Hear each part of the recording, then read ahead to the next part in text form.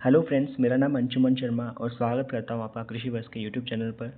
अगर आप चैनल पर नए हैं और आपने अभी तक चैनल को सब्सक्राइब नहीं किया है तो चैनल को सब्सक्राइब कीजिए। और अगर आप भी चाहते हैं कि daily free MCQ series agriculture के आप अटैम्प्ट करें तो आप हमारे टेलीग्राम चैनल को ज्वाइन कर सकते हैं, जिसका लिंक ऑलरेडी डिस्क्रिप्शन में दिया हुआ है। वहाँ पर हम डेली स्टेट लेवल के और सेंट्रल लेवल के एग्रीकल्चर के क्वेश्चंस अपलोड करते हैं। डेली का टेस्ट होता है और संडे को मेगा टेस्ट भी होता है, तो आप वहाँ पे ज्वाइन कर सकते हैं। तो आज का हम टॉपिक स्टार्ट करने वाले हैं जिसका नाम है law of diminishing marginal utility, जो कि माइक्रो इकोनॉमिक्स का एक बहुत इंपॉर्टेंट टॉपिक है। तो चलिए शुरू करते हैं। इस एलडीएमयू को पढ़ने से पहले आपको यूटिलिटी के बारे में बेसिक नॉलेज होनी चाहिए। थोड़ी बहुत तो मैं इस वीडियो में दे दूंगा, लेकिन फिर भी आप डिटेल्ड वीडियो चाहते हैं अगर यूटिलिटी के ऊपर तो आप मुझे कमेंट सेक्शन में बता दीजिएगा। चलिए स्टार्ट करते हैं। तो सबसे पहले हम जानते हैं कि यूटिलिटी होती क्या है। देखो, यूटिलिटी को हम दो टाइप से डिफाइन कर सकते हैं, एक तो प्रोडक्ट एंगल से और एक कंज्यूमर एंगल से। ठीक है, प्रोडक्ट एंगल से अगर हम बात करें तो यूटिलिटी होती है एब्सोल्यूट, यानी कि वास्तविक होती है। इसको हम इस तरह से डिफाइन कर सकते हैं कि कोई भी प्रोडक्ट की वो प्रॉपर्टी जिससे वो ह्यूमन वांट्स को सेटिस्फाई कर सके, उसे ही हम बोलते हैं यूटिलिटी। ये प्रोडक्ट एंगल से होती है। कंज्यूमर एंगल से अगर हम बात करें तो कंज्यूमर एंगल से यूटिलिटी हमेशा सब्जेक्टिव होती है, यानी कि वास्तविक नहीं होती है।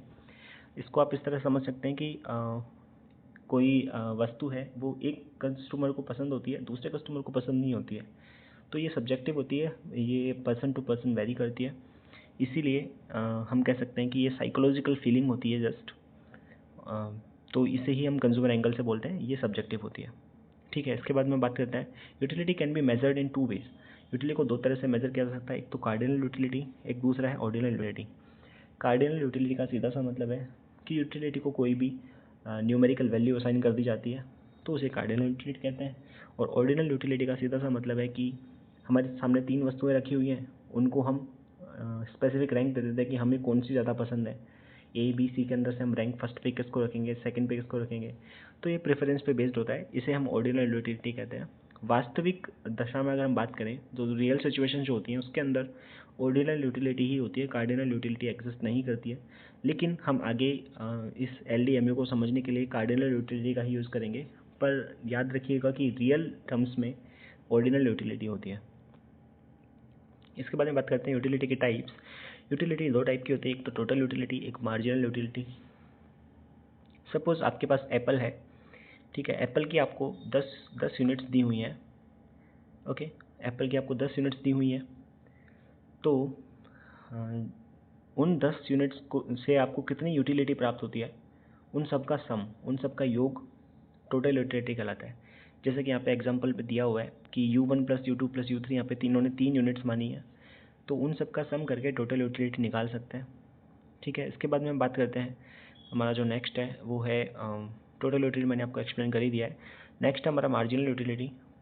तो कोई भी एडिशनल यूनिट कंज्यूम करने पे जो एडिशनल यूटिलिटी हमें मिलती है उसे ही मार्जिनल यूटिलिटी कहते हैं। इसको हम MU is equal to del TU upon del X से दर्शा सकते हैं। यहाँ पे डेल एक्स का मतलब है कि चेंज इन द यूनिट्स और डेल TU का मतलब है कि चेंज इन यूटिलिटी।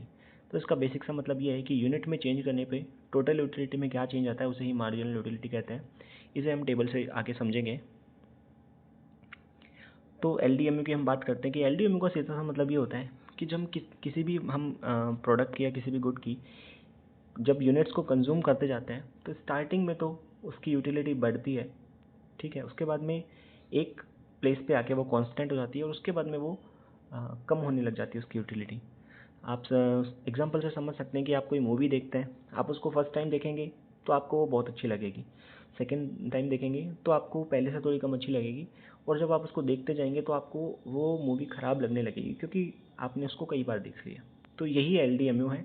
इसको आप इसकी लैंग्वेज यहाँ पे दी हुई है जिसको आप समझ सकते हैं कि as the quantity consumed of a commodity goes on increasing, the utility derived from each successive unit goes on diminishing, consumption of all other commodities remaining the same. तो इसकी कुछ कंडीशंस भी है, वो हम आगे पढ़ेंगे। सबसे पहले हम जान लेते हैं कि एलडीएमयू को प्रपोज किया था एच एस गॉसेन ने 1854 में, और इसको बोलते हैं गॉसेंस फर्स्ट लॉ। सॉरी, यहाँ पे कुछ मिस्टेक है, यहाँ पे फर्स्ट लॉ आएगा, तो गॉसेंस फर्स्ट लॉ। और गॉसेंस का जो सेकंड लॉ है वो है law of equi marginal utility, जो कि हम अगली वीडियो में पढ़ेंगे। ठीक है, और ये फॉर्मूला मैंने आपको एक्सप्लेन कर ही दिया था।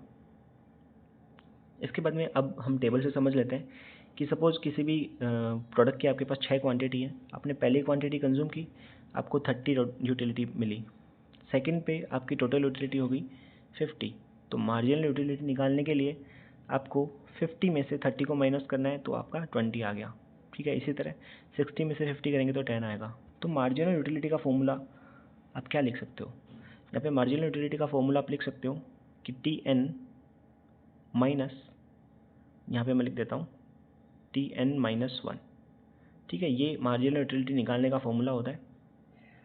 तो अब टोटल यूटिलिटी में आप देखोगे कि टोटल यूटिलिटी पहले देखो स्टार्टिंग में पहले बढ़ रही है। ठीक है, यहाँ पे आके ये कांस्टेंट हो गई है और इसके नीचे ये डिक्लाइन होने लगी है। तो यही LDMU का रूल है। और मार्जिनल यूटिलिटी की हम बात करेंगे तो स्टार्टिंग में पॉजिटिव थी, उसके बाद में नेगेटिव होने लग गई। तो इसी को हम ग्राफ से भी समझ सकते हैं, जैसे कि हम जो आगे ग्राफ है इससे समझ सकते हैं। आप ये देखिए, ये वाला जो कर्व है ब्लू वाला, ये है टोटल यूटिलिटी का। यहाँ पे आप देखिए स्टार्टिंग में ये बढ़ी, फिर एक पीक पॉइंट इसका आया, उसके बाद में ये डिक्लाइन होने लग गई है। ठीक है, और ये जो पिंक वाला पॉइंट है ये है मार्जिनल यूटिलिटी का। और यहाँ पे आप देख सकते हैं कि ये घटती ही जा रही है, ज़ीरो पे आई और उसके बाद में नेगेटिव हो गई। तो यही है LDMU, यहाँ से आप इसको समझ सकते हैं अच्छे से। इसके बाद में आपको एक और एग्जांपल मैं दे देता हूँ, जैसे कि आइसक्रीम का एग्जांपल है। आपने फर्स्ट आइसक्रीम खाई, आपको बहुत अच्छी लगी वो आइसक्रीम। उसके बाद में आपने सेकंड खाई, आपको अच्छी लगी पर पहले से थोड़ी कम लगी। उसके बाद में आपने खाई, आपको ठीक ठाक लगी। उसके बाद में जब आप उसको कंज्यूम करते जाओगे आइसक्रीम की एक और क्वांटिटी को, तो एक टाइम आएगा जब आपको ख़राब लगने लगेगी और उसके बाद आप बीमार भी पड़ सकते हो। तो यही LDMU है। ठीक है, ये वाली टेबल सेम वही टेबल है जो मैंने आपको पहले एक्सप्लेन की है। इसके बाद में एजम्पशंस कुछ है कि ये एजम्पशंस होनी चाहिए तभी जाके LDMU का रूल फॉलो करता है। तो आपको ये एजम्पशंस बता देता हूँ कि all the units of a commodity should be homogeneous. ठीक है, तो जो भी आप गुड कंज्यूम कर रहे हो वो सारी होमोजेनस होनी चाहिए। यानी कि आप एप्पल कंज्यूम कर रहे हो तो एप्पल ही कंज्यूम करोगे, तभी वो लॉ अप्लाई होगा। ऐसा नहीं कि पहली यूनिट आपने एप्पल की कंज्यूम कर ली, दूसरी आपने बनाना की कर ली, ऐसा नहीं। ठीक है, adequate and suitable quantity of consumption, की एडिक्वेट क्वांटिटी होनी चाहिए कि ऐसा नहीं कि आप बहुत कम क्वांटिटी में कंज्यूम कर रहे हो या फिर बहुत ज़्यादा क्वांटिटी में कंज्यूम कर रहे हो। एक एडिक्वेट और सूटेबल क्वांटिटी होनी चाहिए। तीसरा है कंटिन्यूटी इन कंजम्पशन, कि कंजम्पशन में कंटिन्यूटी होनी चाहिए कि अगर आपने अभी एक एप्पल की 1 यूनिट ली है तो उसके जस्ट 2 मिनट बाद या 3 मिनट बाद ही दूसरी क्वांटिटी कंज्यूम करो। ऐसा नहीं कि 1 घंटे बाद आप कंज्यूम कर रहे हो, तब तो आपको और भूख लग जाएगी, तो आपकी यूटिलिटी बढ़ सकती है।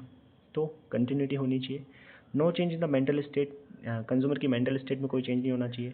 Income, habit, taste and preference of consumer do not change, ये भी कंज्यूमर के चेंज नहीं होनी चाहिए। Price of the commodity and its related good remains constant, तो जो भी कॉम्प्लीमेंट्री गुड्स होती हैं प्रोडक्ट की और प्रोडक्ट की जो प्राइस होती है वो चेंज नहीं होनी चाहिए, तभी ये लॉ अप्लाई होगा। Applies to pleasure economy only. ठीक है, इसके बाद में MU of money, marginal utility of money भी कांस्टेंट रहनी चाहिए। और प्रेस्टिजियस गुड्स पे अप्लाई नहीं होती है। सपोज़ आपके पास गोल्ड है, आप गोल्ड की कितनी ही कंज्यूम करते जाओ, वो प्रेस्टिजियस गुड है। अगर आप गोल्ड की क्वांटिटी कंज्यूम करते ही जाओगे तो आपका कभी भी इससे मन नहीं भरने वाला है, क्योंकि गोल्ड एक बहुत प्रेस्टिजियस कमोडिटी है। तो उसकी यूटिलिटी आपके मन में हमेशा बढ़ती ही जाती है, उसमें कभी LDMO का लॉ अप्लाई नहीं होता है। अब हम बात कर लेते हैं लिमिटेशंस और एक्सेप्शंस की, कि ऐसी कौन कौन सी चीज़ें हैं जहाँ पे, ऐसे कौन कौन सी कंडीशंस है जहाँ पे LDMO अप्लाई नहीं होता है। सबसे पहली तो बात है कि स्मॉल यूनिट्स, जो मैंने आपको पहले बताया था कि एडिक्वेट क्वांटिटी होनी चाहिए। अगर स्मॉल यूनिट होगी तो वहाँ पे अप्लाई नहीं होगा ये law. This law is not applicable in rare collection. ठीक है, कई इंसानों को शौक होता है बहुत रेयर आइटम्स कलेक्ट करने का। जैसे कि आपने कई लोगों को देखा होगा वो पुराने कॉइन्स कलेक्ट करते हैं, तो उनके ऊपर ये LDMO अप्लाई नहीं होता, क्योंकि उनको तो जितने ज़्यादा रेयर आइटम्स मिले उनकी यूटिलिटी उतनी ज़्यादा बढ़ती ही जाती है। इसके बाद में listening to classical music, ghazals. और देखिए ये म्यूज़िक वगैरह जो होता है ये बहुत एडिक्टिव होता है। तो कई म्यूज़िक ऐसे होते हैं जिनको आप सुनते ही जाओगे तो आपके लिए उनकी सुनने की इच्छा और बढ़ती जाएगी, कम नहीं होगी कभी भी। तो यही भी एक लिमिटेशन है। This law is not applicable in complementary goods के अंदर ये अप्लाई नहीं होता है। इसके अलावा मेजरमेंट, चूँकि एक आपने देखे होंगे जो लोग कंजूस होते हैं उनके ऊपर भी ये लॉ अप्लाई नहीं होता है। जो बहुत मुश्किल से पैसा खर्च करते हैं उनके ऊपर ये लॉ अप्लाई नहीं होता है।